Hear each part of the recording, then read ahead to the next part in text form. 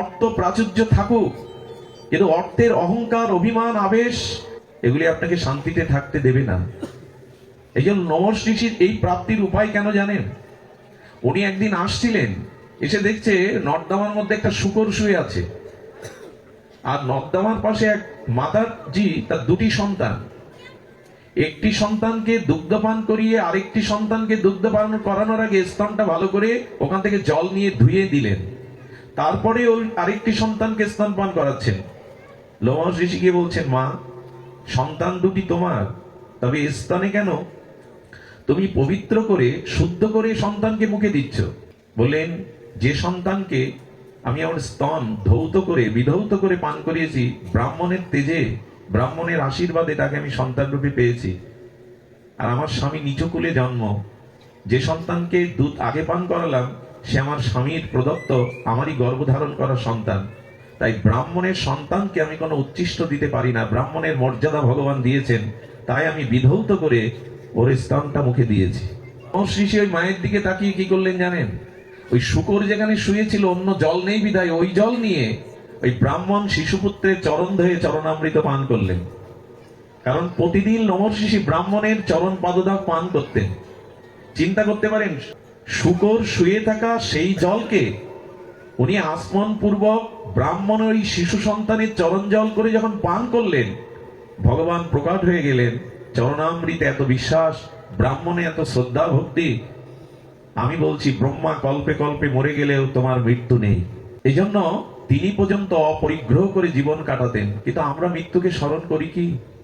মৃত্যু যে কোনো সময় ছায়ার মতো আমার কাছে আছে, কিন্তু সেই মৃত্যুর স্মরণ আমাদের এলো না। তুকারাম, এই তুকারামকে একজন বলছেন, আপনি কেন এত আনন্দে থাকেন? আপনার ভালো গৃহ না, স্ত্রী মনোমত না, উঠতে বসতে আপনাকে গালি দেয়, কষ্ট দেয়, আপনার অর্থ নেই, ঘর নেই, বাড়ি নেই, আপনি এত মস্তিতে আনন্দে কি করে থাকেন? যে তাকে প্রশ্ন করছে তার হাতকানা দেখে বলছেন, এক সপ্তাহ পর তোমার মৃত্যু হবে। এটা আমি বলছি।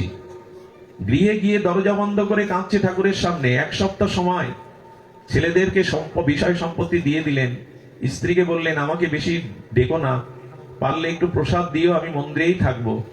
ছেলেদের ডেকে মামলা মোকদ্দমা তুলে নিলেন। যাদের সাথে শত্রুতা ছিল তাদের ডেকে ডেকে চরণ ধরে ক্ষমা চাইলেন, আমার 7 দিন আয়ু। ওই 6 দিন ধরে ভগবানের নিত্য নিরন্তর কাঁদছে আর ভগবানকে ডাকছে, কিছুই তো করা হলো না, নিজের উদ্ধার তো হলো না।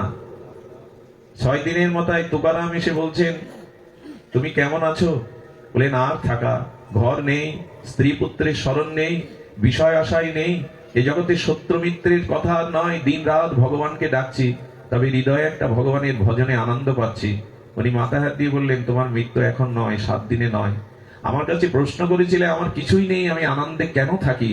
তার প্রশ্ন এই, তুমি 7 দিনে মৃত্যুকে মনে করো, আর আমি মনে করি 1 সেকেন্ড পরেই আমার মৃত্যু। এই জন্য কোনো বাসনা আমার নেই, এই জন্য আমি আনন্দে থাকি। মৃত্যুকে সম্মুখে যদি দেখেন, সেখানে আমাদের এত ভোগ বিলাস প্রবৃত্তি বাসনা জাগতে পারে না। পরেই ভগবান বলে দিয়েছেন, তস্মাৎ সর্বেষু কালেষু মমনশ্বর যুদ্ধ চ, আমাকে সর্বদা স্মরণ করো, এটাই মৃত্যুর প্রস্তুতি। আর শোনো, আমাকে সারা জীবন আত্মনিবেদন করে যদি ভজন করতে পারো, এই জড়জাগতিক কাল কবলিত অনিত্য প্রপঞ্চ শরীর যদি সাড়া না দেয়, বুদ্ধি স্মৃতিশক্তি যেদিন তোমার সাড়া না দেয়, তবে জেনে রাখো, তোমার অন্তিম সময় তোমার হৃদয়ে বসে আমি তোমার নাম করিয়ে নেব, আমি তোমার দায়িত্ব পালন করে নেব। তো এই যে ভগবানকে উপলব্ধি করার জন্য নিত্য নিরন্তর স্মরণের কথা শুনছি, পাঠে জানছি, কিন্তু নাম স্মরণ হয় কই, লীলা স্মরণ হয় কই? নিত্য নিরন্তর অবিচ্ছিন্ন তৈলধারার ন্যায় ভগবত স্মরণটা হয় না কেন? বলো, উপলব্ধি আসেনি। উপলব্ধি আসেনি কেন? উপলব্ধি আসেনি, দেখুন, শ্রী গুরু কৃপা ব্যতীত, বৈষ্ণব কৃপা ব্যতীত আপনার উপলব্ধি আসতে পারে না। তার ছোট্ট একটা দৃষ্টান্ত, দুটি দৃষ্টান্ত বড় মার্মিক। অর্জুন এবং শ্রীকৃষ্ণ একই রথে, দুইজন আলাদা রথে নয়। অখণ্ড পরতত্ত্ব স্বয়ং সচ্চিদানন্দ পরম ব্রহ্ম ভগবান শ্রীকৃষ্ণ এবং অর্জুন একই রথে, কিন্তু অর্জুনের মোহ বিষাদ এলো কেন? বিষাদ মানে কিংকর্তব্য বিমূঢ়তা, হতাশা, বিষণ্ণতা, সিদ্ধান্তহীনতা, দুঃখ, অশ্রুজল, নিজের বুদ্ধির বিপর্যয়, এগুলি সব বিষাদেরই সরলত্ব এই শব্দের। তো ভগবান শ্রীকৃষ্ণ যে রথে দাঁড়িয়ে, ভগবানের মতো সখা যার, তার মোহ আসবে কেন? সূর্যে অন্ধকার আসবে কেন? একটাই কারণ, অর্জুন সখা রূপে কৃষ্ণকে দেখছে, ভগবান রূপে কৃষ্ণকে দেখছে। ভগবান রূপে না দেখলেও তো তিনি ভগবান, ভগবানকে মানি আর না মানি তিনি তো সচ্চিদানন্দ ভগবান। কিন্তু অর্জুনের বিষাদ কেন, কর্তব্য বিমূঢ়তা কেন? এর একটাই কারণ, অর্জুন গুরু কৃপা এখনো পাননি। এই দেখুন কি মর্মার্থ। এই জন্য অর্জুন বিষাদগ্রস্ত হয়ে অশ্রু সজল নয়নে কিং কর্তব্য বিমূঢ় হয়ে রথে ধনুর্বাদ ত্যাগ করলেন, হতাশাগ্রস্ত হয়ে বুদ্ধি বিপর্যস্ত হয়ে বিষাদগ্রস্ত হয়ে গেলেন। কিন্তু বিষাদগ্রস্ত মানুষকে প্রসাদ দিতে পারে একমাত্র গুরুদেব, ভগবান না। এই কথাটি অন্তরে লিখে নিন, বিষাদগ্রস্ত জীবকে প্রসাদ দিতে পারে একমাত্র শ্রী গুরুদেব। শ্রী গুরুদেবের মহিমা দেখুন। অর্জুন বলে বসলেন, প্রভু এই মুহূর্তে আপনি আমার সখা নন, শিষ্যাস্তেমাং সাদিমাং তাং প্রপন্নম, আমি আপনার শিষ্য, আপনি গুরু রূপে আমাকে তত্ত্বোপদেশ দেন। এই দেখুন, যখনই শ্রীকৃষ্ণকে ভগবান রূপে না গুরু রূপে স্বীকার করলেন, নিজেকে শিষ্য রূপে স্বীকার করলেন, তখনই ভগবানের দিব্য বাণী দ্বারা অর্জুন বলে বসলেন, নষ্ট মহ স্মৃতিলব্ধ, আমার মোহ নষ্ট হয়ে গেছে, করিচ্ছে বচনান্তব, আমি আপনার প্রতিটি কর্তব্য কর্ম আদেশ পালনের জন্য সম্পূর্ণ প্রস্তুত। ভগবান যে রথে তার মোহ যায় না, অথচ গুরু রূপে বরণ করে যখন গুরু উপদেষ্টা হয়ে উপদেশ দিলেন, সেই গুরু কৃপাতেই অর্জুনের মোহ দূর হলো। এতে কি সিদ্ধান্ত এলো? গুরু কৃপা ব্যতীত, শুদ্ধ মহাদেব কৃপা ব্যতীত ভগবানের রথে একসাথে থাকলেও আপনার মোহ দূর হবার নয়। শ্রী গুরু কৃপা চাই, মহৎ কৃপা চাই।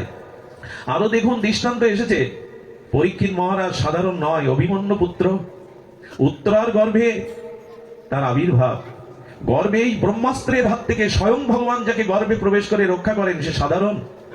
যে পরীক্ষিত মহারাজ গর্ভেই ভগবান দর্শন করলেন, আর তার ভূমিষ্ঠ হওয়ার পরে কোলে তুলে নিলেন ধর্মরাজ প্রাজ্ঞ যুধিষ্ঠির। যুধিষ্ঠিরের কোলে যে মানুষ হয়, সর্বক্ষণ কৃষ্ণ পঞ্চপাণ্ডবদের দুয়ারে পড়ে থাকতেন, ভোজনে শয়নে কৃষ্ণকে সামনে দেখে যে বড় হয়েছে, যুধিষ্ঠিরের মতো প্রাজ্ঞ ধার্মিকের কোলে উঠে যে প্রতিপালিত হয়েছে, যিনি অভিমন্যুর পুত্র, যিনি গর্ভেই ভগবান দর্শন করলেন, রক্ষা পেলেন ব্রহ্মাস্ত্রের হাত থেকে, সে ঋষির গলায় সাপ ঝোলাতে পারে? তার তত্ত্বজ্ঞান হয়নি কেন? কৃষ্ণকে দেখে বড় হয়েছেন, যুধিষ্ঠিরের কোলে বড় হয়েছেন, কিন্তু তার তত্ত্বজ্ঞান হলো না কেন? ঋষির গলায় কেন মালা সাপ ঝুলিয়ে দেবে সে? তৃষ্ণার্ত হয়েছে ভালো কথা, ঋষি তো জপ ধ্যান করছেন, তার গলে মৃত সর্ব জড়ানো, তার মানে তখনও তার তত্ত্বজ্ঞান হয়নি। তার ভগবত কৃপা এবং তার ভগবত প্রাপ্তি উপলব্ধি কখন হলো? যখন সুখদেব ভগবানকে তিনি গুরু রূপে বরণ করে আত্মসমর্পণ করলেন। এর থেকে বড় তত্ত্ব হতে পারে না যে শ্রীগুরু কৃপা, মহৎ কৃপা বিনা ভগবত উপলব্ধি করুণা আসবে না। ভগবান শ্রীকৃষ্ণকে দেখে যে বড় হয়, যুধিষ্ঠিরের মতো ধার্মিক প্রাজ্ঞের কোলে যে বড় হয়, অভিমন্যুর পুত্র যিনি গর্ভেই ভগবানকে যিনি দর্শন করেছেন, তার উপলব্ধি হলো গঙ্গা তীরে ছিল সুখদেব গোস্বামীরকে গুরু রূপে আত্মসমর্পণ করে ভগবত শ্রবণের দ্বারা। অর্থাৎ মহৎ কৃপা যুক্তের সাথে যদি মহৎ মুখ নির্গলিত হরি কথা আপনার ভেতরে প্রবেশ করে, তখনই আপনার উপলব্ধি আসে, প্রেম ভক্তি আসে, জন্ম মৃত্যু চক্রে থেকে তখনই নিস্তার আসে। কথাটি অন্তরে ধারণ করতে হবে যে শ্রী গুরু কৃপা ব্যতীত, মহৎ কৃপা ব্যতীত, ভাগবত শ্রবণ ব্যতীত আমাদের মোহ যেতে পারে না। পরীক্ষিত মহারাজ তো নিজেই বলছেন, মৃত্যু ভয় তার ছিল, মৃত্যু ভয় তার ছিল যে 7 দিনেই তক্ষক দংশনে বিপ্র অভিশাপে তার মৃত্যু হবে, তার এই উপলব্ধি ছিল। মৃত্যুতে তিনি ভীত হয়েছিলেন, কিন্তু তিনি এও প্রশ্ন করেছিলেন, হে সুখদেব ভগবান, হে পরম আরাধ্য শ্রীচরণ, যোগী ঋষি মুনি যুগ যুগান্তর তপস্যা করে যোগ সাধনার দ্বারা, ধ্যানের দ্বারা, তপস্যার দ্বারা যে দুর্লভ গোবিন্দ চরণ পায় না, আর 7 দিন পরমায়ু, সারা জীবন এই রাজ সভাতে বসেছি, রাজ মুকুট ধারণ করেছি, ভোগ বিলাস করেছি, এই 7 দিনেই কি করে আমার গোবিন্দ পদ্ম দুর্লভ চরণ পাবো, আপনি আমাকে বলুন। যখনই সমর্পণ করলেন, আত্মসমর্পণ করলেন, তখনই ছিল সুখদেব গোস্বামী এই গুরু কৃপায়, মহৎ কৃপায়, ভাগবত কৃপায়। সে বলতে বলতে কি বলে চলে গেল, এখন যদি তক্ষক আমার সামনেও আসে, গুরুদেব আপনার অপরক্ষ অনুভূতি, আপনার ভাগবত কৃপায় এখন আমি চারিদিকে মৃত্যুকে দেখছি না, সর্পকে দেখছি না, দেখছি সর্পের মধ্যে আমার গোবিন্দকে। এই উপলব্ধি হলো তার। এই জন্য শ্রী গুরু কৃপা ব্যতীত, মহৎ কৃপা ব্যতীত কিছুই হওয়ার নয়। আমার মঙ্গল কোন মহৎ ভক্তকে সে ভজন করুক, তবেই আমার ভজনের অধিকার পাবে সে। এই জন্য গুরু কৃপা ছাড়া, মহৎ কৃপা ছাড়া আমাদের জীবনে ভগবত উপলব্ধি আসতে পারে না, ভাগবত কল্যাণ আমাদের জীবনে কখনো আসতে পারে না। তাই অনুরোধ করব, শুধু মন্দিরে নয়, শুধু ভগবানের দিকে চেয়ে থাকা নয়, যদি ভজনই করতে হয় তবে মহৎ কৃপা, গুরু কৃপাকে সম্বল করুন, এই উপলব্ধি ছাড়া আমাদের আসবে না। এই জন্য মৃত্যুর এই সময় কখন আসবে যেহেতু আমরা জানি না। একটা বৃষ্টির বিন্দুর ফোঁটার মতো আমাদের পরমায়ু, এই পরমায়ু কখন শুকিয়ে যাবে, ননীলি জল জল জীবন টলমল, সেই পদ্মপত্রের উপরে বিন্দু আকারে মুক্তার মতো জলটা হাওয়াতে কখন গড়িয়ে পড়ে বোঝা যায় না। আয়ুটাও তো তাই। তাই মৃত্যুকে সার্বক্ষণিক অন্তরে জাগিয়ে রাখুন। আর এই মৃত্যুর জন্য প্রস্তুতি রাখার জন্য ঠাকুর হরিদাস বিশ্বদেব পিতামহ আমাদের জানিয়েছেন মৃত্যুটা কেমন হবে। আমি আপনাদের অনুরোধ করছি যে মৃত্যুর এই প্রস্তুতিটা এদের কাছ থেকেই শিখতে হবে। প্রাণ যে কোনো মুহূর্তে দেহ থেকে বিয়োগ হতে পারে, কিন্তু যাওয়াটা কেমন হবে? যেতে তো হবে, যাওয়ার প্রস্তুতি তো থাকবে, কিন্তু যাওয়াটা কেমন হবে? যাওয়াটা যেন আমার হরিদাসের মতো হয়, যাওয়াটা যেন আমার ভীষ্মের মতো হয়। ভীষ্ম মৃত্যুকে সামনে দেখে বলছে, চলে যাও, কাল তুমি আমার সামনে দাঁড়িও না। আমি যৌবনে পাপ করিনি, আমি নিত্য নিরন্তর আমার গোবিন্দকে উপলব্ধি করেছি। কাল আমি তোমার সাথে যেতে রাজি নয়, আমি তোমার পথের যাত্রী নই, আমি ভগবানের চরণ দর্শনের অপেক্ষা করছি। ভগবানকে দেখতে দেখতে আমি যেতে চাই, তোমার সাথে যেতে চাই। এই যে উপলব্ধিটা, মৃত্যুর সময় কাল নয়, আমি ভগবানকে দর্শন করতে করতে প্রাণ ত্যাগ করতে চাই। এই হলো সার্থক মৃত্যুর পরিচয়, এই হলো মহামৃত্যুর পরিচয়, এই হলো মহানির্জনের পরিচয়। কিন্তু বিশ্বের এই কথা বলতে গেলে কালকে ফিরিয়ে দিয়ে ভগবানের চরণকে দর্শন করতে করতে ভগবানের সাথে নিত্যধামে যেতে যেতে এই প্রস্তুতিটা হলো বিশ্বের মতো। যৌবনে তিনি পাপ করেননি, নিজের ভোগ বিলাসের দিকে কখনো তাকাননি। বিশ্বের জীবনে ছিল ত্যাগ, বৈরাগ্য, সত্যনিষ্ঠতা। এই জন্য আমাদের জীবনের এই প্রস্তুতি যদি না থাকে আমরা এই কথা বলতে পারবো না, হে গোবিন্দ তুমি সম্মুখে দাঁড়াও, তোমার আতুল আতুল চরণ দর্শন করে আমি এই জগৎ থেকে বিদায় নিতে চাই। এই দেবব্রত পিতামহ ভীষ্মের মৃত্যুর একথা জানিয়ে দেয়, এই হলো প্রস্তুতি। এমন ভজন করেছি তো, এমন ভক্তি অর্জন করেছি তো, যে মৃত্যুর সময় গোবিন্দ তার সচ্চিদানন্দ মূর্তি চরণ নিয়ে দাঁড়াবে, তার বদন দর্শন আর তার চরণ দর্শন করতে করতে জগৎ থেকে চলে যেতে পারবো। মহামৃত্যু আসবে, আমার জীবনে মৃত্যু আসবে না, আমি সে পথেই যাব যে পথে গেলে আর পুনরায় জগতে জন্ম মৃত্যু চক্রে আসতে হবে না। এর প্রস্তুতি ভীষ্মের মতো ত্যাগ থাকা চাই, বৈরাগ্য থাকা চাই। যারা আমরা সাধু বেশ নিয়েছি, যারা আমরা এই ভগবত ধর্মে দীক্ষা শিক্ষা নিয়েছি, যারা শুদ্ধ গুরু পরম্পরা এই ভগবত প্রগতির পথে এসেছি, আমরা যেন নিজেকে না ঠকাই। এই পথে এসে লোভ লালসা অর্থ বিত্ত সম্মানের কাঙাল যেন না হয়। এই পথকে, এই সাদা বস্ত্রকে যেন কলঙ্কিত না করি। আমাদের দিকে চেয়ে আছে হাজার হাজার মানুষ, আমাদের চরিত্র, আমাদের আদর্শ, আমাদের ত্যাগ, আমাদের বৈরাগ্য। মানুষ পথ চিনবে, আলোর পথে যাবে। তাই যারা সদ্গুরুদেবের কৃপা পেয়েছেন, যারা এই পথে এসেছেন, আর যেন পিছনে ফিরতে না হয়, আর যেন অন্ধকার পথের যাত্রী না হতে হয়। এই প্রস্তুতিটা থাকার নাম মৃত্যু প্রস্তুতি। শুদ্ধ জীবন, ভগবত জীবন। ঠাকুর হরিদাসের জীবন দেখুন, মহাপ্রভু হরিদাসের দিকে তাকিয়ে বলছেন, কিছু বলবে? হরিদাস, তোমার চোখের ভাষা বলছে তুমি কিছু বলতে চাও। ঠাকুর হরিদাস স্বভাবত দন্যের মূর্তি, দন্যের অবতার, বললেন, তোমার কাছে কিছু বলবার যোগ্যতা তো আমার নাই, ভগবানকে সামনে কিছু বলবার যোগ্যতা তো আমার নাই। তবে যদি অভয় দাও, নিজের একটা ইচ্ছার কথা বলি। ইচ্ছাটি হলো, প্রভু আমি তোমার আগে জগৎ থেকে যেতে চাই, আর সেই যাওয়াটা কেমন হবে সেই নিবেদনটা, সেই আরজিটা তোমার চরণে জানিয়ে রাখি। এই দেখুন মৃত্যুর প্রস্তুতি। এই দেখুন হরিদাস ঠাকুর জগৎকে সেই ব্রহ্মার অবতার হয়ে আমাদের চোখের সামনে এই লীলা করে দেখিয়ে গেলেন। ও ভগবানের সামনে শ্রী গুরুদেবের চরণে যখন যাও, এই প্রার্থনাটা জানিয়ে রাখো। মহাপ্রভু বলছেন, বলো হরিদাস, বলো কি তোমার অভিলাষ? বহুদিন ধরে কি বলতে চেয়েও তোমার বলা হয়নি, আজ তুমি বলো। চেয়েছিলেন দুটো জিনিস, আর সেই দুটি জিনিস আমাদের এই মহাপ্রয়াণ মহাপ্রস্থানের চরমতম আদর্শ স্থাপন করে গেলেন। হরিদাস মহাপ্রভুকে বললেন, আমি যেতে চাই, তবে কেমন করে জানো? আমার যাওয়ার দিনে বৈষ্ণবের চরণ ধুলিকে আমি ভূষণ করে মাখতে চাই অঙ্গে, বৈষ্ণবের চরণ ধুলিকে আমি আর অঙ্গের ভূষণ করতে চাই। আর কি চাই জানো? নয়নে হেরিব তোমার ও চন্দ্র বদন, হৃদয়ে ধরিব তোমার কমল চরণ। এই দেখুন ঠাকুর হরিদাস বিশ্ববাসীকে সনাতন ধর্মের প্রতিটি নরনারীকে বলে গেলেন, যদি কখনো ভগবানের কাছে কিছু নিবেদন করতে হয়, যদি কিছু চাইতে হয়, এই যে ও প্রভু, মৃত্যু তো সাথে নিয়ে এসেছি, মৃত্যু তো ধ্রুব সত্য, তবে যাওয়ার বেলায় যেন তোমার চরণ দোখানা আমি আমার হৃদয়ে ধরতে পারি, আমার নয়ন ভিঙ্গ যেন তোমার কমল বদনের, ওই অমৃত বদনের মধুপান করতে পারে। আর কি চাই জানো? আর কি চাই? এই দেখুন ঠাকুর হরিদাসের সেই উপলব্ধি দেখুন, জিহ্বায় উচ্চারিব শ্রীকৃষ্ণ চৈতন্য নাম। আর প্রভু যাওয়ার বেলা আমার জিহ্বা যেন তোমার নাম নিতে নিতে যায়, শ্রীকৃষ্ণ চৈতন্য, শ্রীকৃষ্ণ চৈতন্য। এই শব্দ জিহ্বায় উচ্চারিব শ্রীকৃষ্ণ চৈতন্য নাম, এই মতো ইচ্ছা মোর ছাড়িব পরাণ। আমার ইচ্ছা আমি এভাবেই যেতে চাই প্রভু, আর যেন এই জন্ম মৃত্যু অভিশাপ চক্রে না আসি। তুমি যেখানে আছো তোমার চরণ স্বরূপ রাজ্যে আমাকে নিয়ে চলো। এজন্য চাই নাম নিষ্ঠা, ভাগবত নিষ্ঠা, নিষ্কপট চরিত্র, আর অস্খলিত, খলিত নয় অস্খলিত, যেন যেন ছেদ না পড়ে ভজনে, সর্বদা ছেদ না পড়ে। সুধীবৃন্দ, বিজয় কৃষ্ণ গোস্বামী পাদ পদ্ম নবদ্বীপে তার আবির্ভাব ভূমির মাটি মাখবার সুযোগ হয়েছিল কিছুদিন আগে। বিজয় কৃষ্ণ গোস্বামী পাদ পদ্ম তার এক বন্ধু ছিলেন বৃন্দাবনে, তিনি ব্রজে যেতেন, ব্রজের অনুরাগ ছিল। তো ব্রজে গিয়ে দেখছেন তারই এক বন্ধু ছোটবেলা থেকে মঞ্জুরি ভাব সাধনায়, রাধারানীর চরণ চিন্তায় নিত্য নিরন্তর কুটিরের মধ্যে বসে ভজন করতেন, বাইরে বেরোতেন না।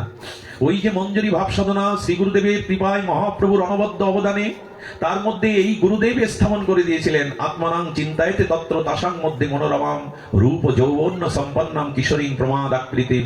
সেই রাধারানীর কিঙ্করী মঞ্জুরি স্বরূপের অভিমান গুরুদেব দিয়ে দিয়েছিল। হরিনামের সাথে সাথে রাধারানীর চরণ চিন্তার সাথে সাথে মঞ্জুরি ভাব সাধনা ভাবতে ভাবতে বিজয় কৃষ্ণ গোস্বামী কুটিরের সামনে গিয়ে দেখছেন দেহটা পড়ে গেল, আর সেই দেহ থেকে 11-12 বছরের এক কিশোরী দিব্য জ্যোতির্ময় মূর্তি দেহ থেকে বেরিয়ে চলে যাচ্ছে। এরকম মৃত্যু শুনেছি আমরা, এ গল্প নয়, কাউকে জানানোর মতো উপন্যাসিক কোন কাহিনী নয়। সিদ্ধ বিজয় কৃষ্ণ গোস্বামী পাদ পদ্ম জগৎগুরু আচার্য দেখছেন, কি দেখছেন? আচ্ছা, সাপ যখন খোলস ত্যাগ করে, একটা খোলসকে উইয়ের ঢিবির উপরে রেখে আর একটা খোলস সাথে সাথে তৈরি করে নেয়, খোলসটা সাথে সাথে তৈরি হয়। তেমনি রাধা রানীর চরণ চিন্তায়, শ্রী গুরুদেবের বিশেষ কৃপায় আত্মার মধ্যে যারা কিশোরী প্রমাদ আকৃতিম রাধা রানীর কিঙ্করী রূপের উপাসনা করে যান, এই ভজন নিত্য নিরন্তর করেন, তাদের এ সংসার মৃত্যুময়। আজ দেখুন, আমি এখানে কথা বলছি, আমারই একমাত্র দিদি অসহায়া, তার পাশে ডাক্তারের কাছে এখন নিয়ে আমাকে বলছে আমি এখান থেকে যেতে গেলেও তো 3.5 ঘন্টা সময় লাগবে। কত অসহায় আমাদের জীবন, কত ক্ষণিক আমাদের জীবন, কত বিপদ সংকুল আমাদের জীবন। এই সংসারের সুখ দুঃখের দোলাটাই জীবন নয়। মনুষ্য জন্ম নিয়ে সংসার, স্ত্রী পুত্র বৃত্ত বৈভাবে সুখের সাগরে ভাসানোর জন্য জন্ম হয়নি, এ জন্ম হয়েছিল ভজনের জন্য, নিজের উদ্ধারের জন্য, আত্মকল্যাণের জন্য। সেই প্রস্তুতিটার জন্য মৃত্যুকে সম্মুখে রেখে সর্বদা আমাদের প্রস্তুতি থাকা চাই, যেন যাওয়ার বেলায় ঠাকুর হরিদাসের মতো তোমার নামটা জিহ্বায় থাকে, যেন তোমার চরম চিন্তাটা হৃদয়ে থাকে। এই জন্য ভগবত ভক্তের আশ্রয়ে শ্রীগুরু মহাদেব বৈষ্ণবের কৃপাকে সঙ্গ করে আসুন আমরা ভক্তি জীবনে এগিয়ে যাই। ভাগবত ছাড়তে মন চাই না। আমি ট্যাকেরহাট আসার আগেই শুনে আমাকে সবাই বলছে, পাঠ সারা জীবন করলে পড়ে আছে মানুষটা, তোমার দায়িত্ব নেই। কি বলবো বলুন তো, কি বলার আছে? সংসার এমনি করে অনেক পরীক্ষা আসে। যারা ভাগবত পথে জীবনকে উৎসর্গ করেছে এদের অনেক পরীক্ষা দিতে হয়। কত আপনজন দূরে সরে যায়, সংসারের অনেকের অপ্রিয় হয়ে যেতে হয়। এখানে আপন বলতে স্বার্থ পূরণ না করতে পারলে সবাই পিছু চলে যায়, কিন্তু তারপরেও একটা আলো জেগে থাকে। যার কেহ নেই তুমি তো তার আছো, যার কেহ নেই তুমি তো দাঁড়িয়ে আছো গৌর হরি। শ্রী গুরুদেব দাঁড়িয়ে থাকেন। এই জন্য ভরসা করতে হয় তো তার উপরেই করতে হবে। আমরা আমাদের চেষ্টায় খুব বেশি কিছু করতে পারবো না। ভগবত কৃপাময় এই জগৎ, তার শক্তিতেই জগৎ চলছে। সুধীজন, আমি জানি না সে কেমন থাকবে, এটা ভগবানই জানেন, তার প্রাক্তন কর্মফলই জানেন। তবে আপনাদের কাছে এইটুকু নিবেদন করি, আর সময় নাই। যে কোনো মুহূর্তে, আমি আগেই বলেছি, একটা পা বাড়িয়েছি আর একটা পা বাড়াতে পারবো এমন নয়। একটা নিঃশ্বাস প্রত্যাহার করেছি, গ্রহণ করব এমন কথা নয়। শেষ নিঃশ্বাস ত্যাগ হতে পারে। একটা অন্নের দানা মুখে দিয়েছি, ওটা পাকস্থলিতে নাও যেতে পারে। তার আগে কণ্ঠরুদ্ধ হয়ে মৃত্যুবরণ করতে পারি। এই যদি 700 ধ্রুব মৃত্যু আমাদের সাথে থাকে, তবে কেন, তবে বিলম্ব কেন, অপেক্ষা কেন? কবে কবে আমরা এই মৃত্যুকে সামনে রেখেই, আর মৃত্যু ভয় ভক্তরা এই জন্য করে না, কারণ মৃত্যু মানেই নূতনের অভিযাত্রা। প্রভু, এই জন্মে এই দেহটা ছেড়ে যেন তোমার চরণে নিবেদন করতে পারি, আরেকটু এগিয়ে যেতে পারি, আরেকটু যেন আমাদের এগিয়ে থাকতে পারি। আর এই এগিয়ে থাকা আর কিছু নয়। এগিয়ে থাকা মানে প্রভু ভক্ত গৃহে জন্মটা দিও, কোন শুদ্ধ ভক্ত মায়ের কাছে পাঠিও। সমকে দেখলে আনন্দ লাগে, তার পিতা মাতাকে সাথে নিয়ে এসে ভজন করতে যায় ভাগবত। এই ভাগ্য কজন আর আছে? এমন পরিবারে দিও প্রভু, যেখানে পিতা মাতা সকলে মিলে যেন গৌর গোবিন্দের ভজন করতে পারি, যেখানে সকলে মিলে যেন তোমার চরণ আশ্রয় নিতে পারি। আজকে যে এই যোগমায়া কুঞ্জে যেখানে এই অনুষ্ঠান হচ্ছে, তৃতীয় দিবস, তাদেরকে দেখে বড় অবাক হই। সংসারে থেকেও আজ এমন সুন্দর শ্রীবিগ্রহ সেবা, এমন সুন্দর ভগবানের অর্চন করে জীবনটা কাটাচ্ছে তারাও তো সংসারী, তারাও তো রক্ত মাংসের মানুষ। তারাও যদি এটি পারে, কেন সংসার নিয়েই স্ত্রী পুত্র বিত্ত বৈভব কামনা নিয়ে জীবন কাটাবো? তার মধ্যে কি একটু ভগবানকে জায়গা দিতে পারি না? তার মধ্যে কি জীবনটা তার চরণে সমর্পণ করতে পারি না? আমাদের এই ভাবনাটা নিয়ে আমি আপনাদের কাছে বিদায় চাইছি। তাড়াহুড়ো করে আমি জানি কিছু করতে পারবো না, তবু আপনারা প্রাণ ভরে আশীর্বাদ করবেন।